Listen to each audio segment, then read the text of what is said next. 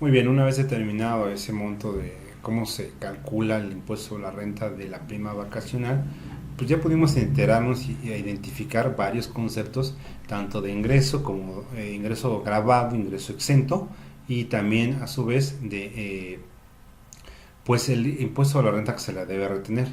Vemos también un cálculo alternativo en torno al 174 del reglamento del impuesto a la renta. Como ya comentamos, este tipo de cálculo alternativo vamos a estarlos utilizando durante todo el curso.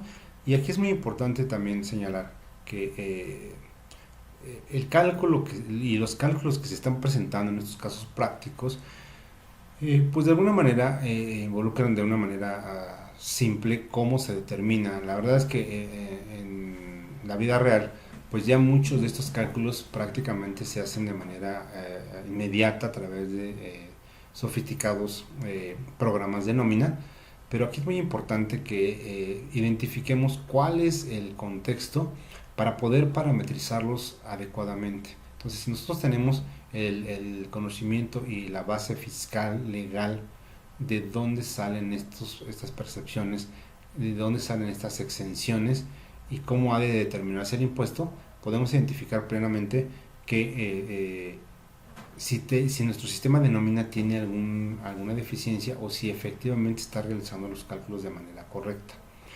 Entonces, bajo ese contexto, pues vamos a continuar con el caso, en el ejemplo de identificar, pues ahora toca determinar el manejo fiscal del fondo de ahorro, ejemplificándolo con algunos supuestos. Entonces, seguimos en el mes de enero, ya calculamos la prima vacacional, ahora vamos a identificar y calcular el fondo de ahorro, tanto la parte grabada como exenta, y por qué sería bajo ese contexto.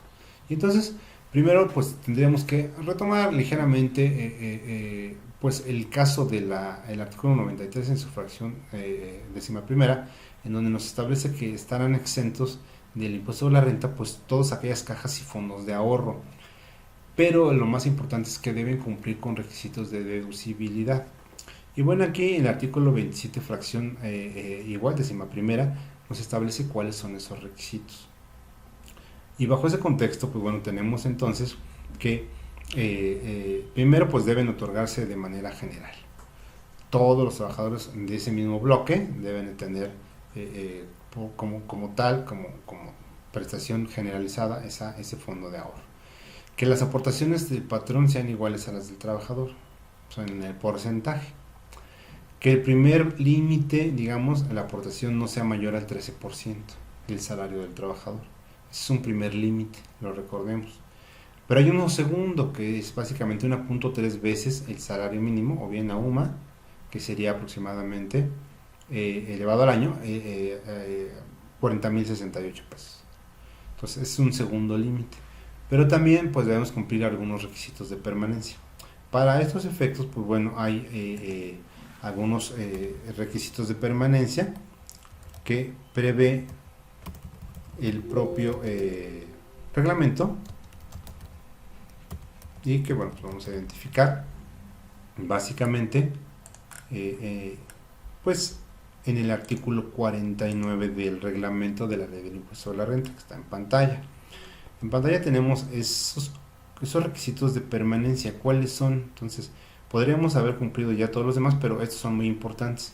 Entonces, el artículo 49 nos establece cuáles son, en términos de esas disposiciones, pues para que sean deducibles esas aportaciones a fondos de ahorro, se debe cumplir con requisitos de permanencia. El primero es que el plan de previsión social establezca que el trabajador pueda retirar las aportaciones de que se trata únicamente al término de la relación de trabajo o una vez por año.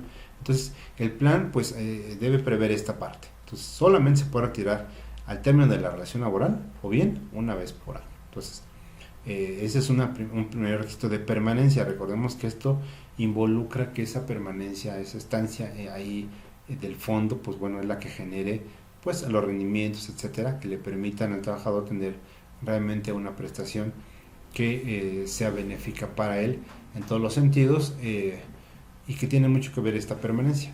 Ahora bien, ese fondo se debe destinar a otorgar préstamos a los trabajadores participantes, para eso sirve, pero el remanente se invierte en valores a cargo del gobierno federal inscritos en el Registro Nacional de Valores, así como en los títulos valor que se coloquen entre el gran público inversionista, o en valores de renta fija que el SAT determine. Entonces, segundo requisito de permanencia, el fondo, ¿no? O sea, tenemos, si bien es cierto, sirve para hacer préstamos a los trabajadores, también es cierto que el remanente pues no debe estar ocioso y por ello debe de estar invertido en esos valores a cargo del gobierno.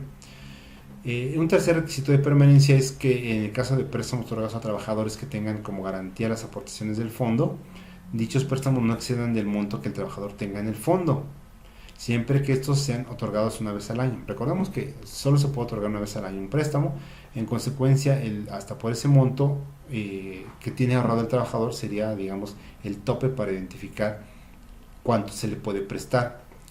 En el caso de que se le preste más de una vez al año, pues bueno, las aportaciones que se efectúan al fondo van a ser deducibles siempre y cuando el último préstamo que se hubiera otorgado al mismo trabajador se haya pagado en su totalidad y siempre que haya transcurrido como mínimo 6 meses desde que se cubrió la totalidad de dicho préstamo.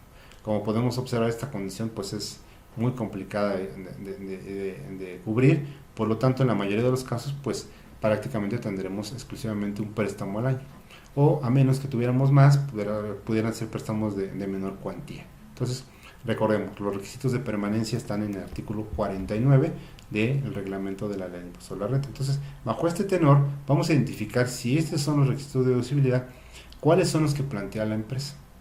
Y entonces, recordemos que en el caso de la empresa, pues el fondo de ahorro pues está un poquito distinto el formato, porque en el caso de la empresa el porcentaje de antemano es del 15%. Entonces aquí ya tenemos un detalle, que está excediendo en dos puntos porcentuales a lo que establece la propia ley.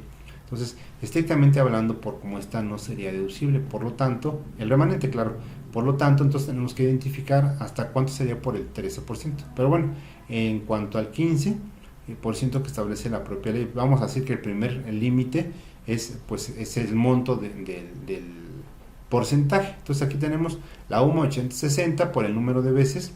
Aquí recordemos que estamos hablando de una primer quincena, y pues bueno, los días del periodo son 15, la tasa de ahorro es del 15%, y pues bueno, se le establece entonces un fondo de ahorro, una limitante de 1.813.50 pesos. Aquí, insisto, recordemos que esta parte pues sí se cumple en cuanto a que la empresa pues le presta, le entrega el mismo porcentaje de fondo, donde esa parte se cumple, sin embargo el porcentaje no. Y entonces, pues bueno, identificando los salarios de los trabajadores, en el caso concreto que no están sindicalizados, pues vemos como la base para el fondo se trata de, pues bueno, en el caso del trabajador Ricardo, por citar un ejemplo, es de 32.500, que es básicamente su sueldo. Posteriormente, pues tenemos una tasa de ahorro del 15%, que es lo que se le dispone así en la empresa en su plan de previsión social. Esto involucraría para este trabajador un ahorro de 4.875 pesos. Pero bueno, aquí de antemano sabemos que ese 15% pues no puede ser, porque el tope máximo que establece la disposición para ser deducible es del 13%. Luego entonces pues vamos a hacer nuestro propio límite de deducibilidad respecto de estos trabajadores. Entonces tenemos nuevamente esa base para fondo a la que multiplicamos por el 13%. Y como podemos ver en el caso de Ricardo, pues bueno, ya no fue de 4.875, sino de 4.225. Sin embargo, nuevamente tenemos que revisar que no se rebase el segundo límite de deducibilidad, que en este caso pues estamos hablando pues que de la UMA quincenal, en el caso concreto pues estamos haciendo la nómina quincenal, pues esa UMA quincenal por 1.3 veces, pues bueno, nos da como resultado un límite de fondo de ahorro de 1.571.70 pesos. Aquí es importante, y reitero, identificar que pues si la empresa no puede exceder el 13% del salario, ni de 1.3 veces la UMA, que en este caso pues bueno, mensual pues son de 3.143, aquí estamos hablando de la quincenal, pues para poderlo identificar. Pues obviamente por los excedentes pues ya no se podrían hacer deducibles.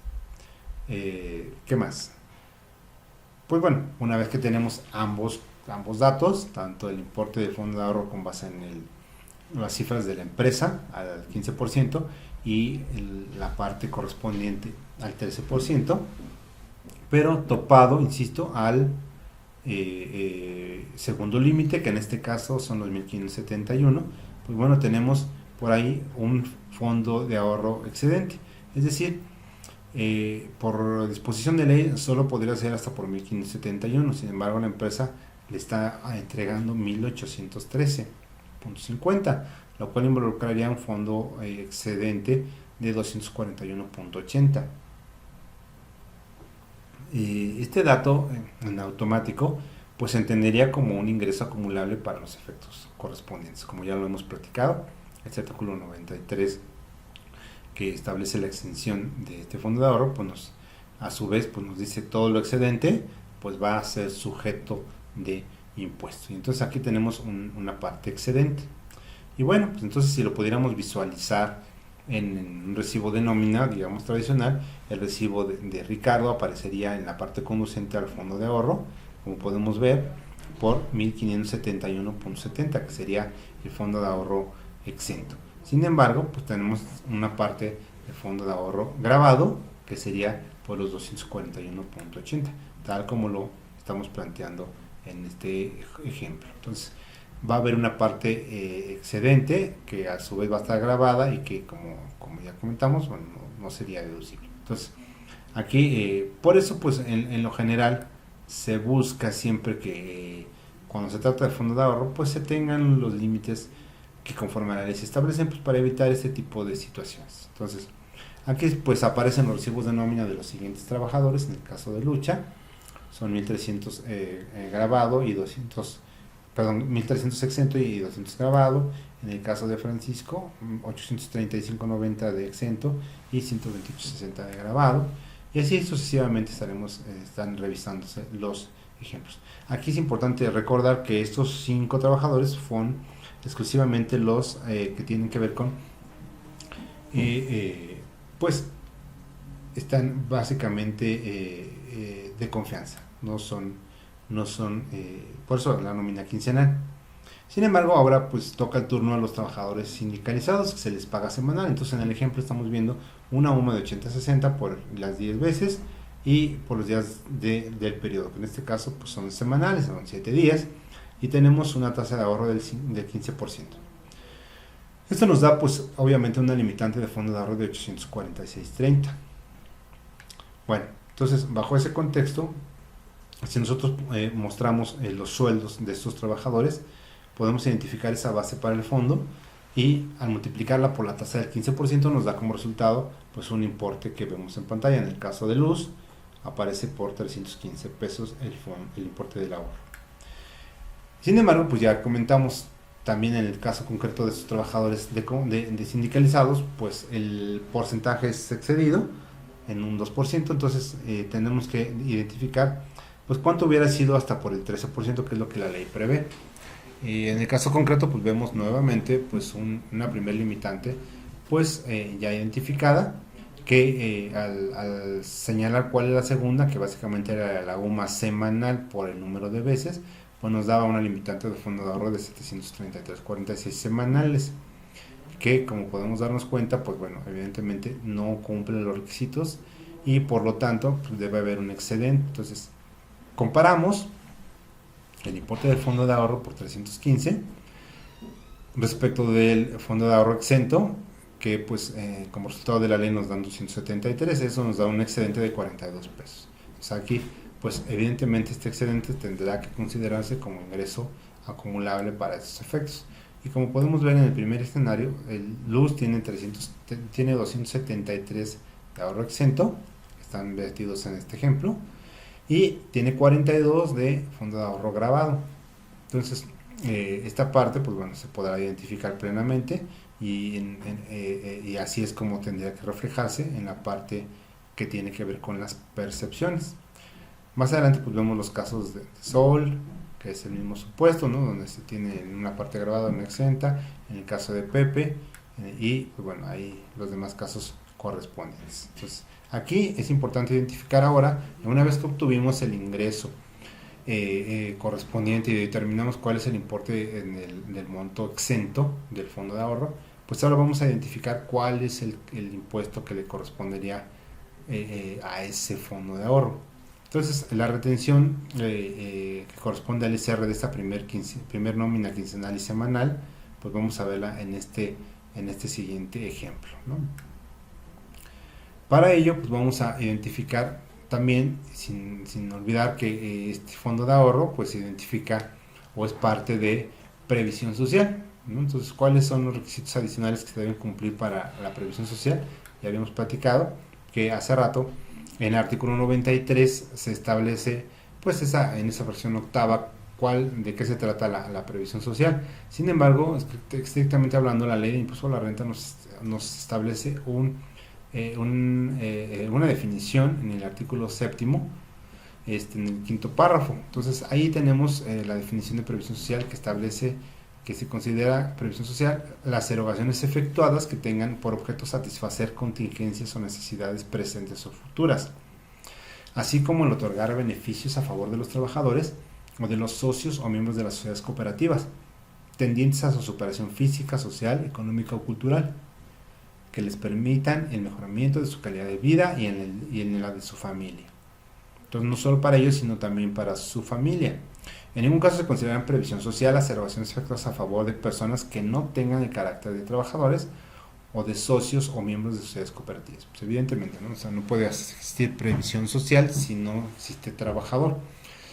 Y dicho en toda la extensión de la palabra, subordinado, etcétera, etcétera.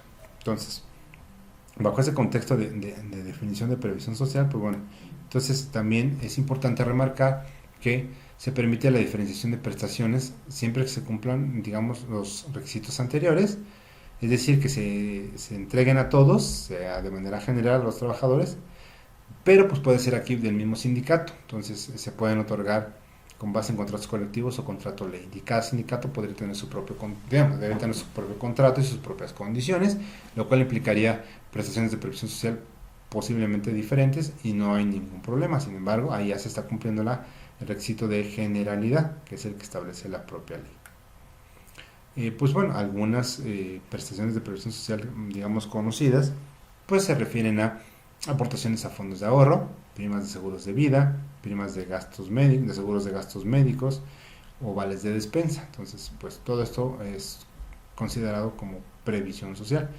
Recordemos que debe beneficiar al trabajador y también a su familia. Segunda condición, digamos, otros requisitos adicionales que cumplir en torno a la previsión social es que se efectúen en territorio nacional, que se realicen para trabajadores, su cónyuge, ascendientes o descendientes. Obviamente deben tener dependencia económica del trabajador, incluso cuando tengan parentesco civil, así como los menores de edad dependientes económicamente y que vivan en el mismo domicilio del trabajador. Entonces, esa es la parte en donde ese plan de previsión social se va a poder integrar, se va a poder armar de acuerdo a quizá esa evaluación que le hagamos a los trabajadores y poder identificar qué prestaciones les podrían servir, no solo a ellos, sino a sus cónyuges o ascendientes, sus hijos o sus padres. Entonces, todos esos beneficios se van a poder identificar. Caso específico y aislado un poquito del ejemplo incluso que tenemos aquí es el de la previsión social en torno a las sociedades cooperativas. Recordemos que este tipo de sociedades, pues bueno, pueden generar un fondo de previsión social que establece el artículo 58 de la Ley General de Sociedades Cooperativas, y que bueno, ahí obedece exclusivamente para socios cooperativistas. Y bueno, pues para efectos de que cumpla los requisitos de deducibilidad del fondo, pues deben cubrir riesgos y enfermedades profesionales, formar fondos y haberes de retiro de socios y formar fondos para primas de antigüedad. También pues, pueden formar fondos con fines diversos para cubrir gastos médicos, de funeral, subsidios por incapacidad, becas educacionales para los socios o sus hijos, guarderías infantiles, actividades culturales y deportivas y otras prestaciones de previsión social de naturaleza análoga. Entonces, esta parte de la previsión social en torno a las sociedades cooperativas, bueno, es un punto de aparte. También en el caso de planes de jubilación, pues bueno, hay una serie de requisitos que se deben cumplir Y al respecto, pues bueno, hay varias fracciones de distintos, digamos, disposiciones del reglamento de la ley de impuesto a la renta en donde se pueden revisar. Entonces aquí les señalamos una lista y les decimos cuál habría que remitirse, ¿no? La creación y cálculo actuarial, la inversión de la reserva, la afectación del fideicomiso revocable, variación anual del fondo a precio de mercado, la no deducción de aportaciones subsecuentes, la disposición de fondos, el informe anual de autoridades, etcétera. Entonces, aquí esas disposiciones están marcadas. Es importante que las revisemos si estamos hablando de un plan de previsión social relacionado con jubilación. Y bueno, independientemente de los fondos de pensiones que también conocemos, pues hay una parte importante que es pues básicamente que pues a este tipo de prestaciones se les y que están involucradas en este rubro de previsión social, pues también obedecen a una adicional que se refiere al artículo 27, fracción 30, y pues va relacionado con la deducibilidad, en donde al disminuir las prestaciones de un ejercicio para otro, en automático la autoridad nos castiga con una no deducibilidad que pues podría ir hasta por el 47%. Entonces, solo podríamos deducir el 53% en el caso que las prestaciones no hayan disminuido respecto al ejercicio anterior. Entonces, aquí es muy importante que pues se mantengan las prestaciones de previsión social respecto al ejercicio anterior para que esta digamos, variable no rebase y no se entienda que disminuyó respecto de un año a otro. En consecuencia, pues nos se ha castigado todavía aún más la parte de la no deducibilidad. Entonces, pues puedo llegar a poner un no deducible hasta, pues, evidentemente, que me puede costar más. Y entonces, pues tenemos aquí esta situación en donde también es importante remarcar ciertos requisitos generales adicionales en el artículo 27 de la ley de impuesto a la renta, y que, bueno, pues son generales porque se refieren en general a las disposiciones de pues que hemos revisado en torno a la previsión social. Por ejemplo, que es estrictamente indispensable la erogación. Y aquí, bueno, pues sabemos que estrictamente indispensable pues involucra muchos supuestos y muchas cuestiones, ya incluso pues dictadas por nuestros tribunales, pero pues la parte de estrictamente indispensable pues tiene relación con pues el beneficio que se le pretende otorgar a los trabajadores. No es lo mismo que un trabajador solo tenga prestaciones de ley a que tenga prestaciones de previsión social que le pudieran hacer, digamos, más fácil su vida y en consecuencia tener un requisito de tener una permanencia o una estabilidad en la empresa mejor, que eso le permita ser más productivo. Entonces, pues la verdad es que poder valorar si es estrictamente indispensable creo que sería en este caso una parte fácil de llenar. Otro requisito es, pues, evidentemente cumplir con todos los CFDIs correspondientes pues a esas erogaciones por concepto de prima, por concepto de salarios. Aquí recordemos que existe un documento, pues bueno, en este caso un CFDI ya plenamente establecido que debe cumplir ciertos parámetros y que me va a servir como base para identificar cuál es mi deducción en ese sentido. Por supuesto que es importantísimo que estén debidamente registrados en la contabilidad, porque se han encontrado casos en donde pues todas las prestaciones están muy bien estructuradas, sin embargo, lamentablemente a la hora de que se revisa la contabilidad nos podemos dar cuenta que no se está contabilizando esta información y que, bueno, pues evidentemente no se estaría cumpliendo con el requisito correspondiente de la ley, y entonces ese monto pagado por concepto de previsión social o de fondos de ahorro, etcétera, pues prácticamente estaría fuera y sería la no deducibilidad. También otro de los requisitos es importante es cumplir en materia de retención y entero de impuestos.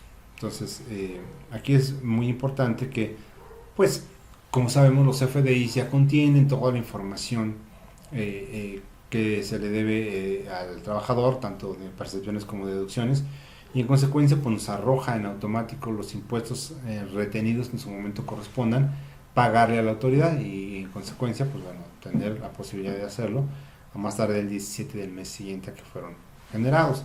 Entonces pues ese cumplimiento de cómo determinar el impuesto pues es fundamental y trascendental para estos efectos. Otra más es cumplir con la entrega efectiva del subsidio para el empleo. cuando se esté obligado a ello, determinando las cantidades que les correspondan a los trabajadores.